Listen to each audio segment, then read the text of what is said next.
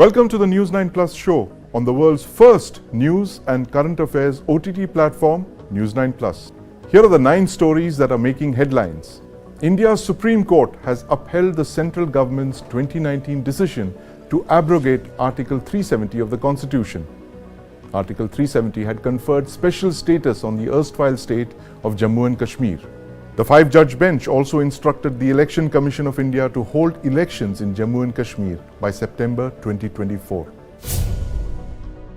India has dismissed a media report claiming that a secret memo was issued by New Delhi in April to take concrete measures against Sikh separatists, including Hardeep Singh Nijjar. MEA spokesperson Arindam Bagchi said that the report is part of a sustained disinformation campaign against India, and the outlet that published it is known to propagate false narratives peddled by Pakistani intelligence. New satellite images have emerged of China's illegal construction activity in Bhutan, sparking tensions between Beijing, Thimphu and New Delhi. This comes despite the ongoing border talks between Bhutan and China to formally demarcate their boundary. The images show nearly 200 new buildings constructed by the Chinese in Bhutanese territory close to the border with India. Meanwhile, the Philippines and China have traded accusations over a collision of their vessels near a shoal in the South China Sea. The collision comes amid rising tensions in the disputed waters. Tensions have risen around the Philippines' regular resupply missions to its soldiers stationed on a warship deliberately grounded to reinforce the Philippines' maritime claims. North India continues to reel under cold wave-like conditions even as the mercury stayed several degrees below the freezing point in Kashmir, with Srinagar experiencing the coldest night of the season at 4.4 degrees below zero. A thick smog has engulfed the national capital as air quality in Delhi continues to be in the very poor category. In West Asia, Israel has bombed southern Gaza's main city, Khan Yunis, after Hamas warned that no Israeli hostages would leave the territory alive unless its demands for prisoner releases were met. Israel's Prime Minister Benjamin Netanyahu has called for Hamas operatives to lay down arms, saying the Palestinian group's end was near, as the war in the Gaza Strip continued to rage. The Iran-backed militia, the Houthis, have threatened they will block all ships headed to the southern Israeli city of Eilat, not just Israeli ones, until humanitarian aid is allowed to enter Gaza. Any successful attack by Houthis on a vessel might spark off a conflagration and lead to an all-out war in the Red Sea. Lebanon's Hezbollah says it has ramped up strikes against Israeli targets in support of Palestinians in the besieged Gaza Strip. The movement said it had hit many such targets on the country's border with the occupied territories. The Supreme Court has delivered a historic verdict. It has upheld the government's abrogation of Article 370. But the Supreme Court has also shown the way ahead, the restoration of statehood and the holding of fresh elections. These will be decided by the Union government over the next few months. Now bear in mind that this is a very unique situation. A state has never been bifurcated and turned into a union territory before. But the apex court is clear on the outcome and the road ahead. So what happens next? Joining me to discuss this are Mr. Mohd Amin, former Joint Director and Chief of Protocol, Election Commission of India, and Dr. Rajiv Nanda, Senior Advocate, Supreme Court, and my colleagues Aditya Raj Kaul and Ashok Bagriya. Gentlemen, welcome to the News9 Plus Show. Mr. Amin, what's next after this verdict? What are the next steps to statehood and elections? Break it down for us. I'm sure that the government is going to be held a poll in the State Assembly of the J&K, and before the 30th September, as the Supreme Court has given the verdict about the election and direction to the Election Commission of India to clear the everything and done the elections in the state before that. As you know that in Election Commission we have already all preparations done before that, like delimitations and reservation of the seats and everything, and we have all exercises completed. So we are not in trouble to do election as soon as possible. We are ready, and our system is ready for the poll in the state of J&K. Ashok, how important was today's verdict in the context of, the fact that this is something this is ground that we've never, walked on before. First the state is turned into a union territory, it's bifurcated, and then you have elections announced, and then statehood, in fact. How is this going to play out in the next couple of months? Firstly, that number one, it's a very important milestone as far as the Indian judiciary is concerned. Now, this is a question which has been waiting to be adjudicated for the last 75 years. The Supreme Court today has put everything to rest here by saying that Article 370 was a temporary provision. The second thing is that they have said that as far as statehood is concerned, the central government should endeavor to return Jammu and Kashmir back to full statehood. Right. But the third thing they have said is that you have to conduct elections to the Legislative Assembly by 30th September 2024. Now here is the caveat. The Supreme Court does not say that by 30th September 2024 you return to full statehood. Right. The court says that under the Jammu and Kashmir Reorganization Act, the elections will have to be held. So what we are really looking at is by September 30th, 2024, is that there could be a legislative assembly. Yeah. But that legislative assembly will not be that of a state. It could be a legislative assembly, still of be a union territory. Union territory. So we could see an administrator, a legislative assembly, a situation similar to what we see in Delhi. Right. So where you have a chief minister, elected chief minister, but at the same time you have a lieutenant governor who also calls the shots in the state. So this is the scenario. What I'm looking at is by September 30, 2024, we could have a structure in place, something similar to that in Delhi, where the LG will be there, and most importantly, the LG or the governor, whatever they want to call it, or the administrator, would still exercise functions and control over the law and order situation in this particularly volatile union territory, I would say. Right. Dr. Nanda, was the court very ambiguous about the way ahead? As in, it's left a lot of leeway for the government to decide, right? I mean, it's given a time frame of about 9 months, but obviously it's left all this for the government to do. Do you agree with what my colleague Ashok here says, that it's quite possible it could be a Delhi model of a half state with a legislative? Yeah, Ashok has put it very beautifully. See, this is a situation, things are looking very hunky-dory at the moment.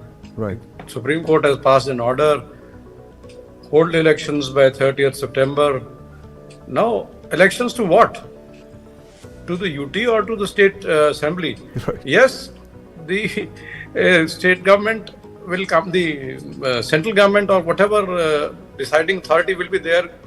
Just now somebody from the election commission said that they are ready with the delimitation exercise and all that. Right. But the point is, if the central government puts its foot down, that the atmosphere in the state is not ripe enough to hold elections, they can still defer it. The Supreme Court has only said, make an endeavor. Right. It is not a direction that you necessarily will have to hold. If they put up some material which is good enough to defer it, they can still defer it.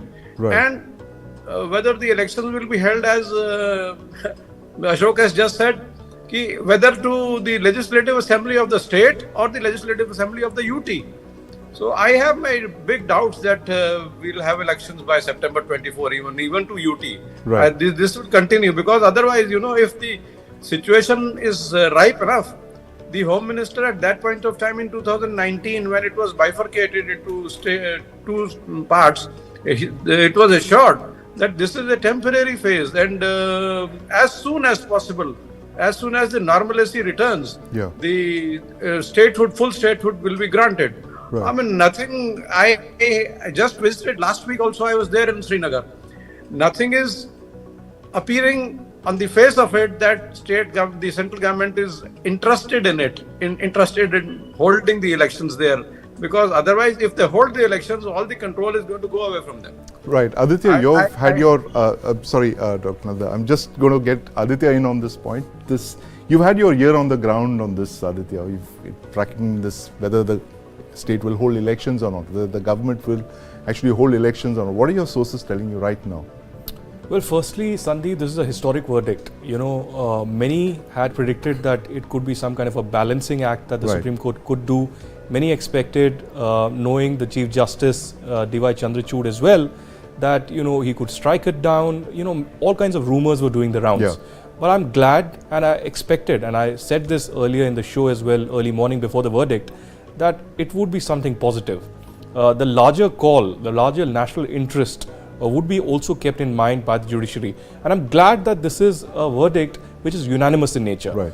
On the elections, I am pretty much sure that there is no pressure to hold elections right now. Right. There's a lot of cleansing that is happening in Jammu and Kashmir. One, related to corruption that was ingrained in the system.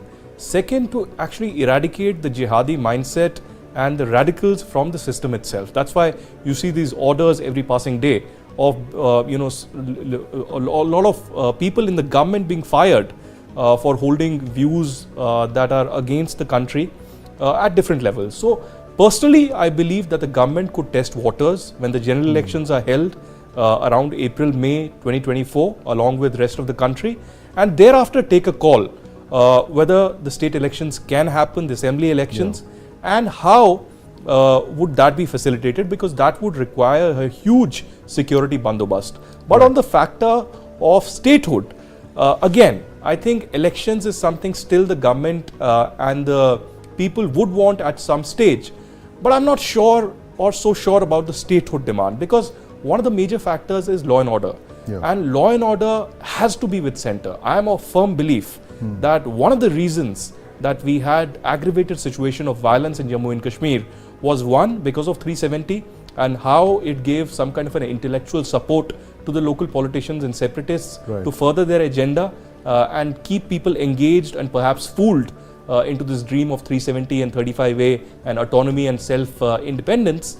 But at the same time, the law and order was a state subject. So every time, for example, stone pelters were arrested or antisocial elements were arrested under some law, you had the state government, for instance, Mehbooba Mufti, when she was the chief minister, who said that release them. You cannot act against them.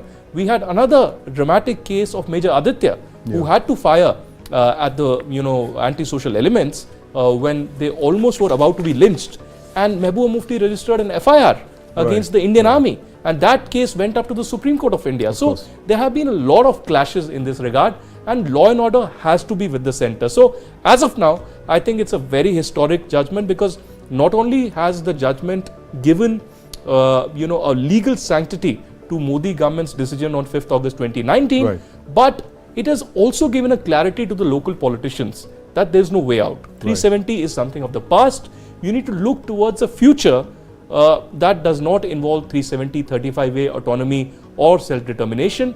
It only involves a new politics in Jammu and Kashmir for the benefit of the people. So Ashok, this ball is very much in the government's court, it looks like. I mean, it's left to the government. It's like a directive principles of state policy, right? So in fact, there was an interesting observation by the Chief Justice of India while he was reading his verdict, was that some matters are policy issues. And the court will not step into the domain where policies are being made. So they have kind of kept away from that. Now, even as far as statehood is concerned, they have just expressed the hope that, saying that we have been given an assurance by the central government that as soon as the conditions are conducive, the Union Territory of Jammu and Kashmir will return back to statehood. But one criticism of this verdict clearly has to come is the fact that the Supreme Court has not adjudicated on the question of reducing a state to 2 union territories. Now, you said rightly in the beginning that this is for the first time it has happened, but the Supreme Court sidestepped this issue by saying that we are not going to get into it because we have an assurance from the central government. So we are not adjudicating on this point of law whether the central government could have done it. Now, at some point in time, this question will have to be decided, maybe 10, 15, 20 years later. What really happens is that it gives the central government unbridled power to turn states into union territories. Now, this is today we are witnessing a case of Jammu and Kashmir. Tomorrow it could be any other state. Right. It could be reduced. So you're saying it goes against the concept of federalism. It does go against the concept of federalism. However, the only beautiful thing which emerged out of this judgment was the whole idea of integration, Right. which the Supreme Court said that the underlying feature Yeah. of everything is integration. Number one, Jammu Kashmir, when it signed the instrument of accession, they surrendered their sovereignty to the government of India. Yeah. Now, Article 370 was a temporary provision to tide over situations and circumstances as they existed then. It was a bridge from It was a the bridge, past to the present. it was a temporary provision, Yeah. and it has to be done away Right. once the objects have been achieved. Yeah. Now, here the central government in 2019 believed that, look, the objectives of 370 have been accomplished. Sure. Now comes the process of integration. Right.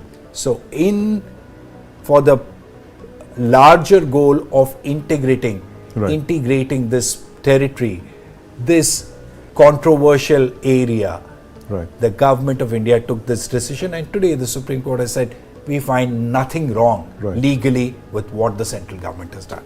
Right. Dr. Amin, so we've kind of established the fact that there's no pressure really on the government to hold elections. While there is a recommendation for September 2024, there's nothing binding. It's all left to the government. It can choose when to hold elections or even indeed defer them.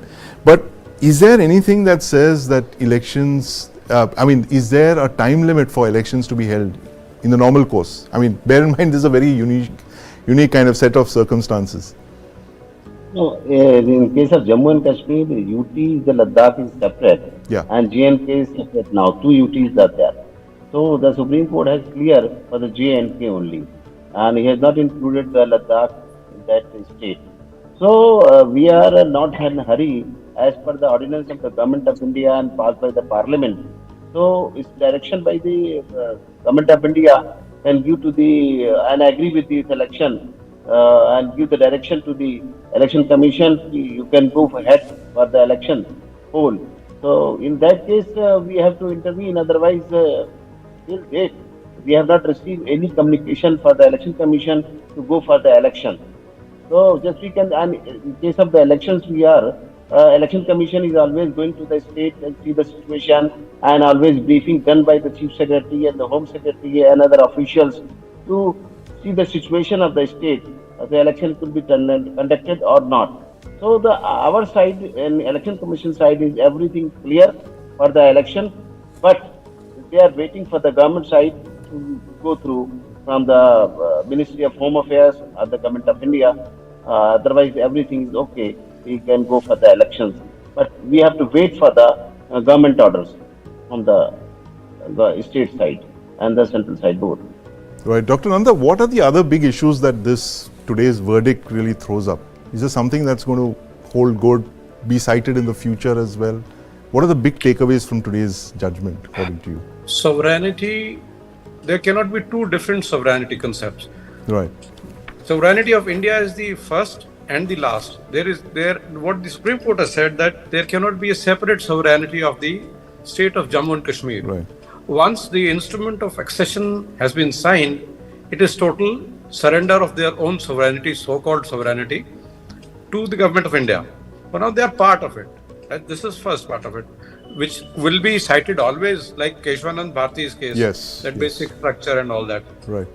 This will be cited, and then the other part, which is very important, and I'm still to go through this judgment in detail, but I was hearing while this was being delivered, is that they said that Article 370 was a temporary phase. Yes. It's been almost 75 years Right. that this temporary phase was going on.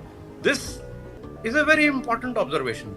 Mind it, there are other temporary provisions in the Constitution, like reservation. Yeah. That too was temporary. Initially it was for 10 years, 10 then years, extended yes. another 10 years, then yet another 10 years, and every time it is 10 years.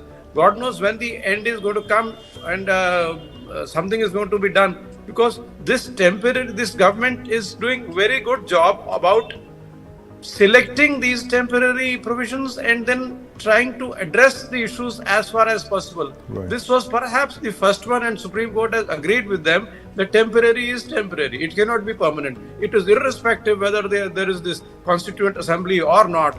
Right. I mean, the Act of the Government of India cannot be stopped. So this is the second part, which I just said, that temporary means temporary, and the government has all the authority to scrap the temporary provision. This is going to be cited in future cases, certainly. Right. Right. What are the possible future cases that this judgment would be cited? I mean, would it be like, for instance, hypothetical scenario of a couple of states getting together and saying that, look, we're very unhappy with the state of the union and we'd like to secede? Would that be? No. You see, if you are asking, if I'm correctly understanding you, you see, we have this federal structure to be followed, but we are more of a quasi-federal. Right. Still, the central government holds the power, but this power is held in a restricted and limited manner. Once the state becomes UT, like Lakshadweep or Delhi or till very recently Goa, etc., Daman, the authority of the state government ceases there. Right.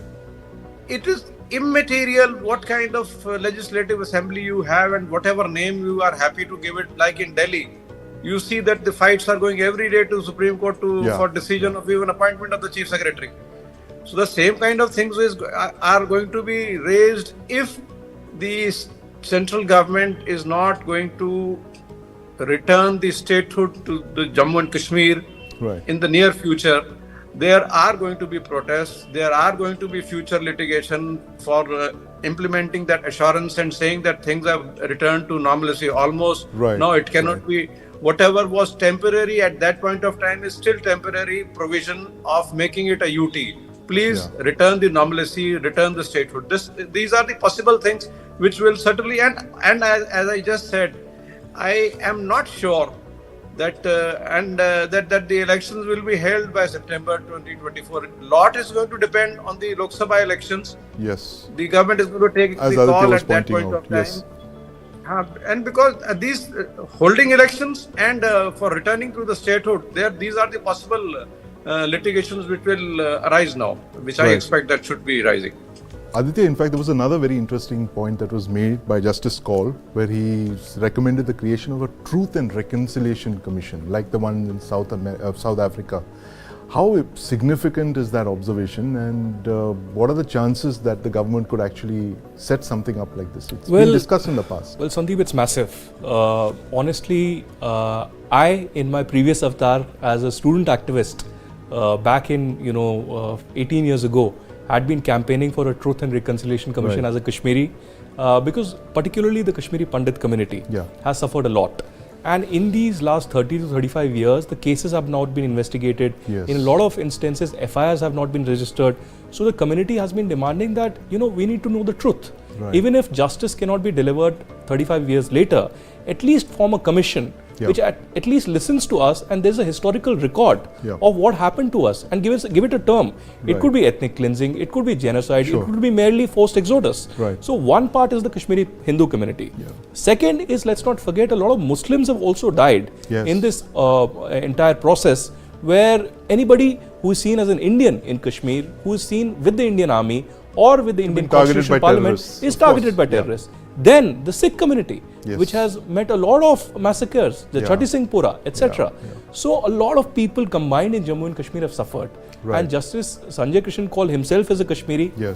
He has his ancestral, legacy in Kashmir. His grandfather was, I believe, a diwan in the Raja's court. So he also understands the pain and anguish of the common Kashmiris. And I really hope that the central government, Modi government, takes a cue from this and holds a commission, because 35 years later, they have started the process of, again, opening a case, Mr. Ganju's case, who was a judge who had given the conviction for Maqbool Butt's hanging. So if that can happen, if the Sikh cases can be investigated 40 years later, then why not have a Truth and Reconciliation Commission? Because, justice will only happen when there's a dialogue. And, there's a patience in the government, in the administration, to listen to all shades of opinion, from Kashmiris to Dogras to Paharis to even people from Ladakh, because Right. Jammu and Ladakh has this, grievance that they've been discriminated upon for all these 75 years. So I hope that this paves the way not just to end separatism, terrorism and the jihadi mindset that has been there, cultivated for a very long time, an ecosystem that was led to grow, but also now gives peace a chance. And peace will only happen when this truth, reconciliation and justice happens. Ashok, you think this is a big step forward? I just want to add to what Yeah. they said. Now, what Justice Kaul is saying in his judgment is that the people of this state Right. or the union territory need a healing touch. Yeah. It's time that something is done to put an end to whatever has happened. Now, Right. Truth and Reconciliation Commission is a right step, according to me, in the direction, because what I have seen a lot of cases from Jammu and Kashmir, which have been, reopened, tried to be reinvestigated, Yes. but nothing has happened. However, there have been cases, tons and tons of cases, where even when the trial proceedings went on, not a single witness came forward and testified. Now 20 years later, 25 years later, if the situation is made conducive in the union territory and people are willing to come forward and testify, what is wrong in having those trials being reopened? Let justice have a chance, and that is exactly what Justice Kaul is saying, that by the way of this Truth and Reconciliation Commission, give it a shot, give it a healing touch. So I believe that whatever he is saying, although he did say that I am being a little sentimental when I am saying this, considering that he himself is a Kashmiri and he's very closely associated. I know once a month he always travels to Srinagar and Baramulla. Right. He has his ancestral properties there, and he's very closely connected with Jammu and Kashmir. So coming from a man who is rooted with the soil of Jammu and Kashmir, it's a huge, huge statement, and I'm pretty sure that the government of India is going to take a cue from what he said. Right. Dr. Nanda, you see many such other similar demands being made because, in the last 75 years, we've had horrific massacres, of the Sikh community, particularly in Delhi. There's no justice being delivered to them as well. There have been cases in the northeast, all over India practically. Is this the right time for the government to set up a mechanism like this so that you can address all these grievances that have been kind of neglected over the last couple of years? See, taking clue from today's judgment, yes, certainly this is the right time when the government can, if they want to bring normalcy to the valley, to Jammu area, that such kind of commissions should be, no matter what the outcome will be, because if it is 30 years old matter, 40 years old matter, God knows from where the evidences are going to become. But then nevertheless, they can at least put some balm over the burns of the affected people. That yes, we are trying to, that do help you. And that is going to go a long way. This is the government of India, the present day executive should take a clue from the today's judgment, though not specifically said, as Justice Kaul was also getting very emotional about it. Yeah. But nevertheless, there is no direction. But the government of India should take a clue from today's judgment and should act. I mean, in my speaking personally for myself, I feel this is the right time that they should take it and take it further. Establish commissions and all that, open cases, no matter what happens, at least that is going to create a good atmosphere, peaceful atmosphere in the mind of those people, the Kashmiri Pandits, the people, the other people, Sikhs even, everybody around there. It is not, today the atmosphere there is of a calm which is forced. Today it is not a happy calm there. Right. If you want to get the state in a real happy way, then these kind of measures are required, irrespective of what the results will be. Right. Mr. Amin, you believe this is the case? The Truth and Reconciliation Commission, need of the hour? It's a very good decision and the government should do it. Actually, everybody has appreciated for the judgment of the Supreme Court of India today, and everybody has the hope on that. And everybody is looking for that. After the judgment, the government of India is going to take a note on that, and they have to implement or not. That is the good for the country and good for the citizens of the Kashmir also. They were neglected so long back. Right. They get the right there. Afraid I'm totally out of time, but thank you so much, gentlemen, for throwing light on this road ahead for us. Next 9 months are going to be very interesting. We're sitting here discussing a very historic verdict, as Dr. Nanda was saying. This is going to be discussed for decades from now, like the Keshwanandan Bharati. But thank you very much, and we'll keep coming back to you for news and insights, gentlemen. Ashok, Aditya, want to thank you for your insights as well. Now, former Pakistani Prime Minister Nawaz Sharif said recently that he was ousted because he opposed the Kargil war in 1999. Now, Sharif was in exile in the UK and has recently returned to Islamabad. It seems he's back in favor with the Pakistani army, who see him as an alternative to Imran Khan. Elections are due in Pakistan next year, and the army wants someone who's acceptable to India to resume a dialogue that's been stalled for several years. Deepak Badana has this explainer on the many lives of Nawaz Sharif and what a hybrid regime that's in place in Pakistan really means. Thrice he was elected to the post of Prime Minister, and each time he was deposed without being able to complete a single term in office. Now, as he plans to make yet another comeback, News9 looks at the many lives of former Pakistan Prime Minister Nawaz Sharif. On 7 December 2023, the Islamabad High Court decided to hear former Pakistan Prime Minister Nawaz Sharif's appeal against his conviction in the Al Azizia steel mill corruption case. Sharif was appealing the verdict from an accountability court that sentenced him to 7 years in prison and disqualified him from holding public office for 10 years.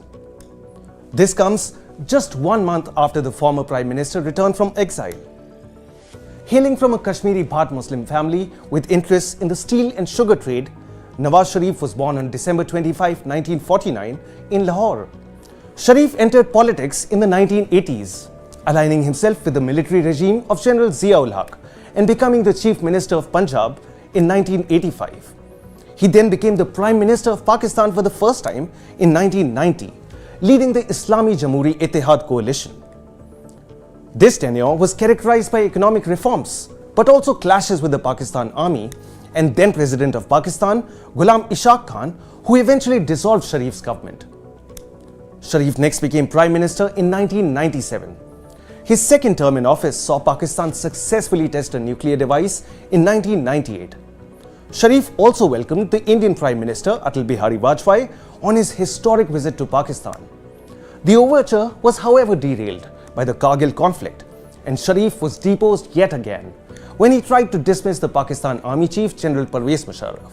Instead, Sharif would be arrested by the military, and an army tribunal awarded him a life sentence on charges of kidnapping, attempted murder, hijacking and terrorism, and corruption. It was only the intervention of Saudi Arabia and the United States that saved him. Nawaz Sharif would return to Pakistan in 2007. Then spending 5 years in the opposition, Sharif's Pakistan Muslim League Nawaz swept the elections in 2013, and Sharif received an unprecedented third term as the Prime Minister of Pakistan. The third term saw a focus on infrastructure and energy projects, notably CPEC, the China-Pakistan Economic Corridor. But the Panama Paper controversy led to the disqualification by the Supreme Court in 2017 and subsequently exile. So what brings Nawaz Sharif back to Pakistan, and what lies ahead for him? When Sharif's government was dismissed in 2017, power was handed over to PTI chief Imran Khan. But this experiment failed. Imran Khan proved to be too erratic and troublesome for the Pakistan establishment. He too was dismissed with a no-confidence vote. In his stead, Nawaz Sharif's younger brother was elected as PM of a hybrid regime that was ostensibly democratic but was in fact controlled by the Pak army. Now, with the hybrid regime firmly in place, Nawaz Sharif has returned to Pakistan yet again. In his speeches, Sharif has spoken not just about becoming Prime Minister yet again, but also about punishing those responsible for his victimization. What that means for the Pakistan establishment and for Nawaz Sharif himself, we'll have to wait and watch. And while on Pakistan, Islamabad's expulsion of over 1 million Afghans is the 21st century's largest forced expulsion of civilians. It is an AF-packed time bomb as our upcoming story says. Let's watch.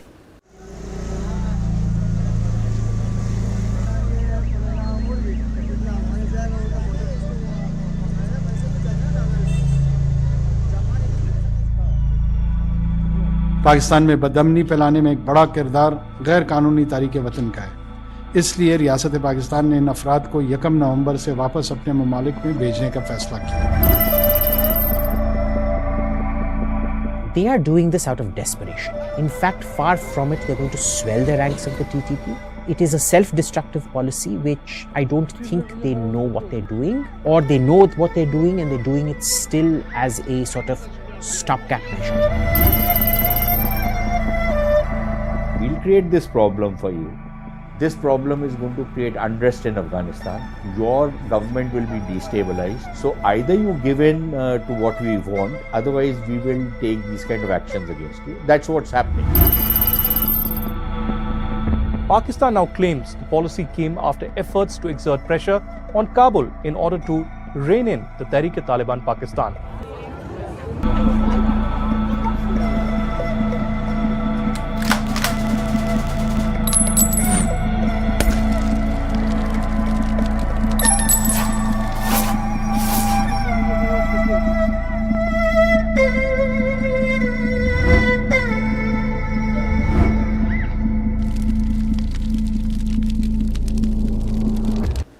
And another news I'm absolutely delighted to share with you, News9 Plus won 8 big awards at the prestigious News Television Awards. It includes Dialogue with Barun Das being awarded the most cerebral talk show. Let's watch this glimpse of the glittering award ceremony. News9 Plus wins big at Indian Television NT Awards. 8 top recognitions for the world's first news OTT.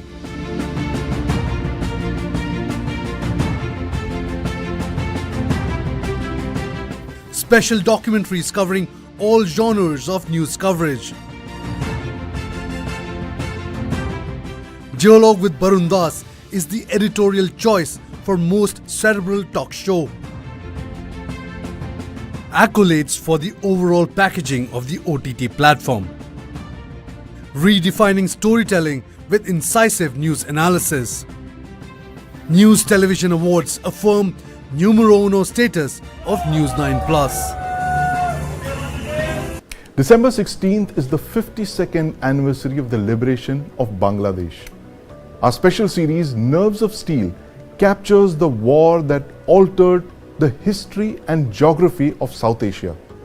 Now, first up, our story on the Battle of Longewala. You've seen it in the movie Border, but we've got the words of the brave soldiers who fought this crucial battle. Download our app from the Play Store to watch this exciting series. Thank you for watching. 4th, 5th December 1971. 6 kilometers inside the international border, the border post of Longewala becomes the graveyard of a Pakistani armoured regiment with 40 tanks. The entire Battle of Longewala is very strategic in its implication, because the Indian offensive in the desert was planned to the north of Longewala and Jaisalmer towards Rahim Yar Khan and that axis.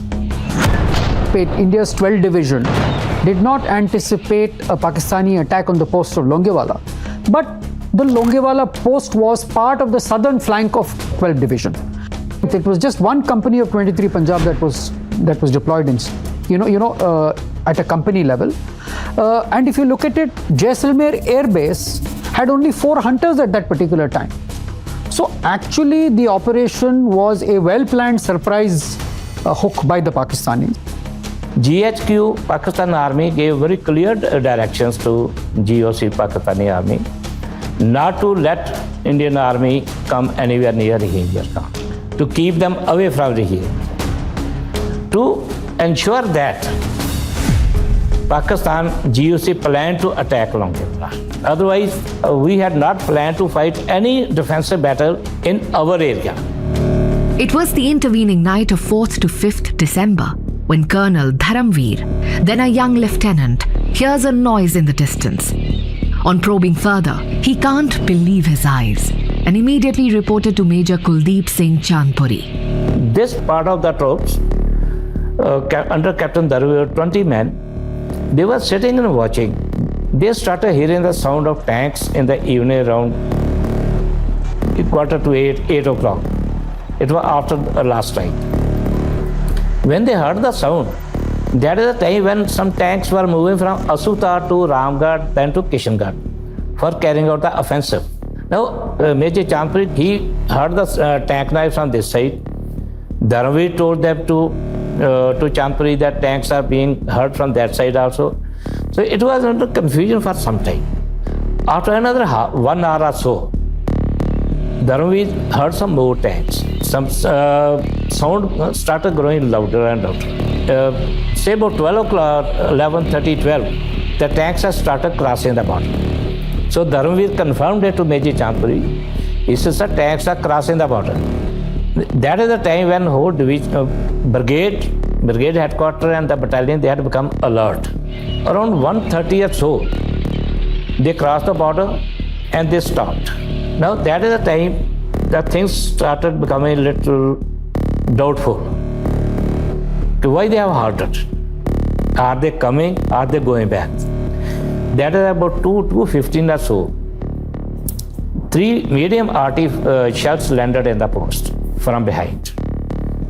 So when these shells exploded, the sound went up to Div headquarters and brigade headquarters.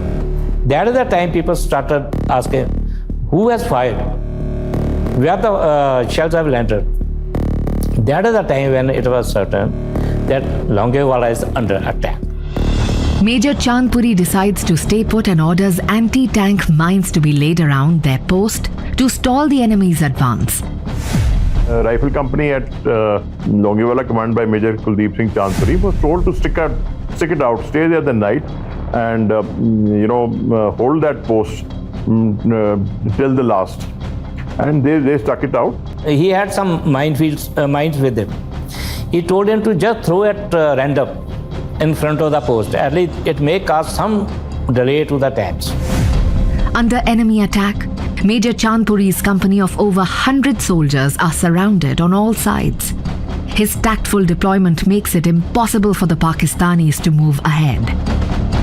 Pakistanis were, they were actually wondering that, since they had beaten off 2 attacks, so they were wondering whether this is really a company or this is a larger force. So to that extent, a lot of credit goes to them. 2 RCL were sent from Sadewala to Longewala. They reached at about 3 o'clock, 3:15 or so. They were deployed, one at the main post, in number 1 platoon, one in the right side. There was another sand dune where number 3 platoon was deployed. Now when this tank came very close to the post, that is the time this tank was hit by the RCL. When the tank was hit, it was a surprise to the enemy. There are 2 surprises. Number 1, there's a minefield. Number 2, there's a RCL guns there. News9 Plus. Download now.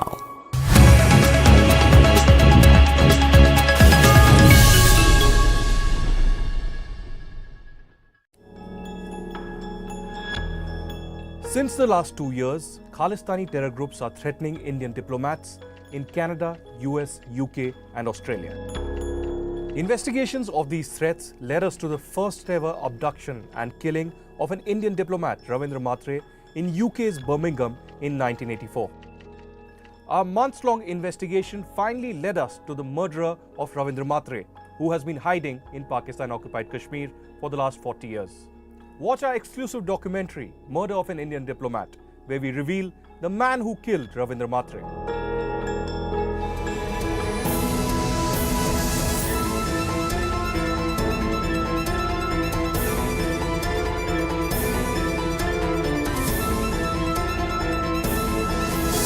Stop searching, start streaming. Download the world's first news OTT, News9 Plus, ahead of the curve.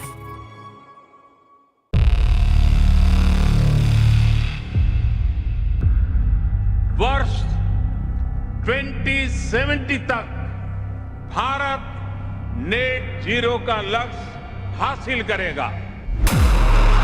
There is certainly a wall of capital coming into the clean tech, climate tech space, not just in India but across the world.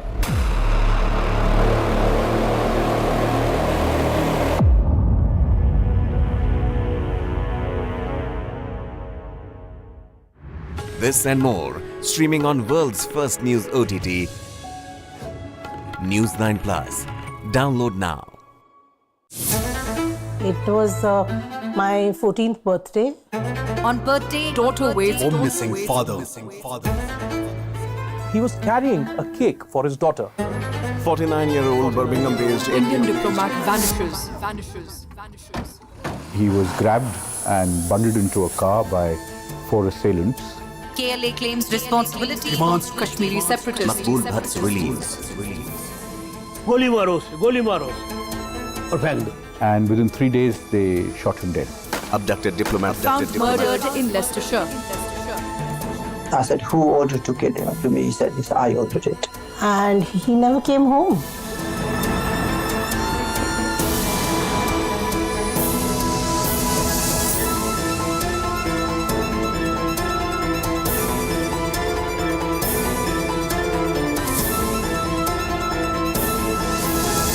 Stop searching, start streaming. Download the world's first news OTT, News9 Plus, ahead of the curve.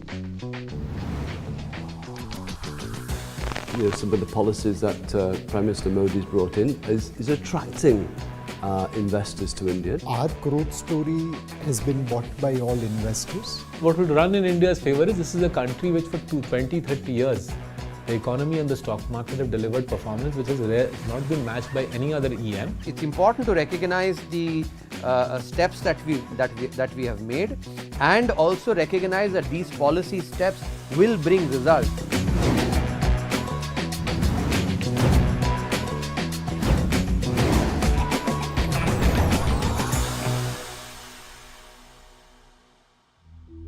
India has demonstrated its capability to bring diverse and at times conflicting sets of ideas on one table.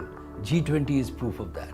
We are in a very interesting situation. The way India is being positioned today is that it is the bridge between the East and West, and it is the bridge between the developing and the developed world. So in that sense, it's a very, very important responsibility. And at the heart of it is the role India is going to play increasingly, both in the geopolitical and in the geo-economic environment. So India today is like oasis in the global desert. Our growth story has been bought by all investors. The question now is at what price we should get into India. And fortunately for us right now, a story of Birbal is getting repeated. When Akbar asked Birbal to make a line bigger without touching it, he drew a smaller line below the main line and made it bigger. Same thing is happening with India. Our growth story is good, but other people are scoring self-goals. Their growth story is coming down, and which is where we are looking even better and brighter for the global investors. For most viewers who are watching this today, the entirety of the rest of their lifetime, they'll be living in a booming economy which will by in the next 5-6 years become the third largest economy in the world. There's no better way to make money from that than coming into the stock market and investing in high-class companies. As a finance professor, I will tell you that anybody who knows whether the level is exactly right, I don't think we'll share that because we'll go and trade it. Said differently, it's very hard for almost next to impossible to say really whether the market is overvalued or undervalued. India was seen as that safe haven in this period of uncertainty because we're a domestic driven economy mainly. and some of the policies that Prime Minister Modi's brought in is attracting investors to India, not just foreign investors in the markets, but foreign direct investment into industries. What will run in India's favor is this is a country which for 20-30 years, the economy and the stock market have delivered performance which has not been matched by any other EM. The only other stock market which has been able to match India over the last 20-30 years is the United States, which has been able to become a technology hub for the whole world. The idea of Goldilocks, as you obviously are well aware of, is basically when the conditions are just right. Neither is it too hot nor is it too cold. And I personally think rather than calling this moment the Goldilocks moment for India, I think we have to look at it that there has been a consistent inflow of foreign investments into India in the past. I will say that when you think about the value of a company, and I teach this to students, and so when I think about value of a company comes not only from the assets that are in place right now, but also from the growth opportunities that will come in future. Now, when you take this concept and apply it at the level of the nation, India itself, in the next 20-25 years, my estimation baseline, we can grow at 7%. So, look at the growth opportunities that Indian firms will have when India will be growing at 7% in a global economy that may possibly struggle to grow at 1.5-2%. So, the kind of opportunities that investors, foreign investors actually and domestic investors will have is just phenomenal. When your macro fundamentals are strong, a decimal percentage shift here and there is not going to make much of a difference. In fact, right at the start of the year, IMF put out this report which highlighted India's very, very important role when it comes to driving the economic growth story globally, along with China. There is additional responsibility on India, and everyone is looking at India being stable when it comes to macros because of a very stable and durable government. We are going to elections, and the big ticket concern globally when it comes to macros is inflation. But we've by and large been able to do a good job of inflation. We have had some challenges in between, but I think with elections set to roll next year, the government, both at the state and the center, would be extremely keen to keep inflation in check. When inflation is in check and your overall fundamentals are in place, growth is an imperative. So I think our growth rate is coming purely because of our fundamentals. Yes, as I mentioned earlier, other countries' problems are making their growth story weaker. But we have to remember that all those countries are way ahead of us. If they are slowing down, they are on a much larger base compared to us. We have to maintain this pace of growth for many, many years to come together. India's GDP growth of 7.2 simply to the China slowdown would be an oversimplification, and I personally feel a bit unjust to the India's economic fundamentals, policy environment, domestic drivers, which I think are the main pillars which have led to the crucial role in this trajectory of growth. China's blow up means high-end manufacturing, pharmaceuticals, smartphones, medical devices. That piece will also move to India.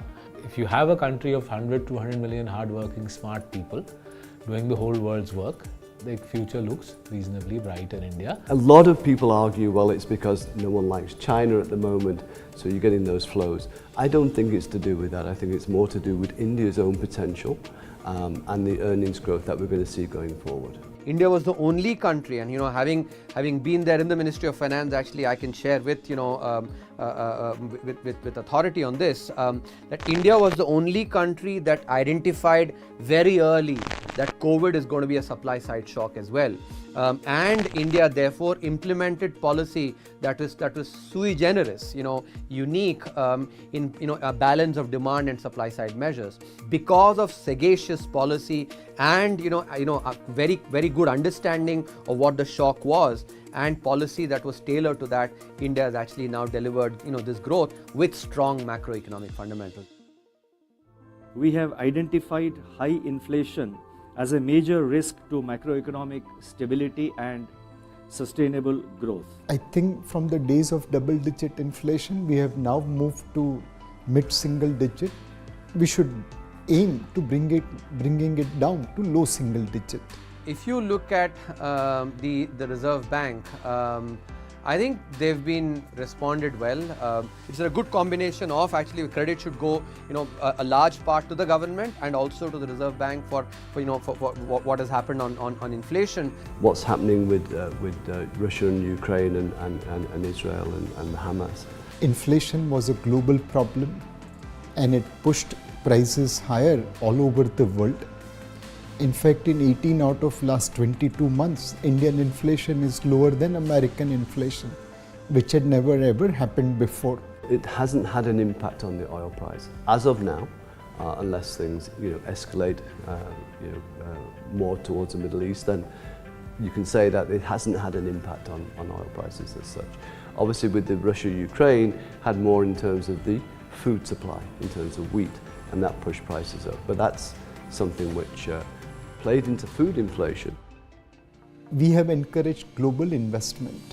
India's largest FMCG company, largest automobile company, largest private sector bank, they are all owned majority by foreigners. In no other country, foreigners are allowed to own this kind of thing. Number two, in India, we respect foreign capital and their IPR. In China and many other countries, IPR respect is missing. So I think mostly, sectors that are part of global value chains, those will be the ones that will be really the most attractive. And these are sort of manufacturing that happens across various different different countries. So overall, any industry that is actually manufactured through global value chains will be the ones that will be attractive. Maruti Suzuki is the perfect example. They sell more automobiles in India than what Suzuki sells worldwide. बाप से बेटा बढ़िया होता है वो हमने सुना था. यहाँ पे बेटे ने बाप को आउटपरफॉर्म करते दिखा दिया है. So, my effort is to try and highlight things that have been done, but that does not mean that, we can continue to basically be complacent. No, there's actually still a lot of work to be done. I think it's important to recognize the steps that we have made, and also recognize that these policy steps will bring results. We have to be a little bit more, wait for the effects to come. This is the country on the move. It will go from 5th to 3rd largest economy, and over a period of time will be top 1 or 2 economy in the world. If you don't participate in India, you are going to miss out a big thing.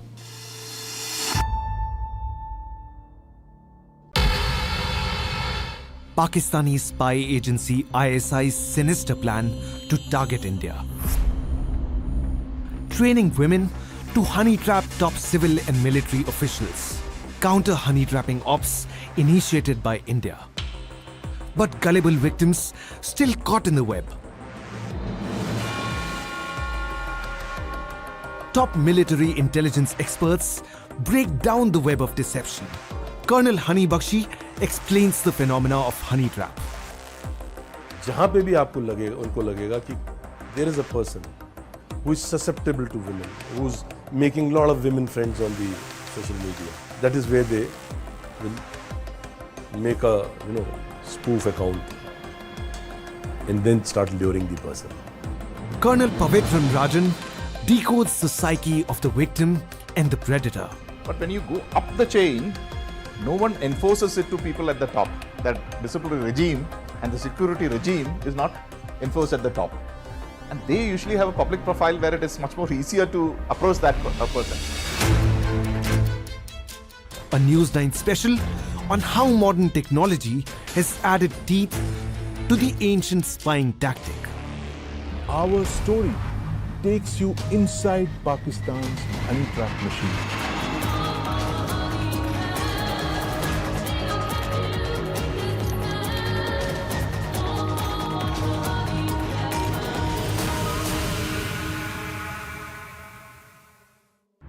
This and more, streaming on world's first news OTT, News9 Plus.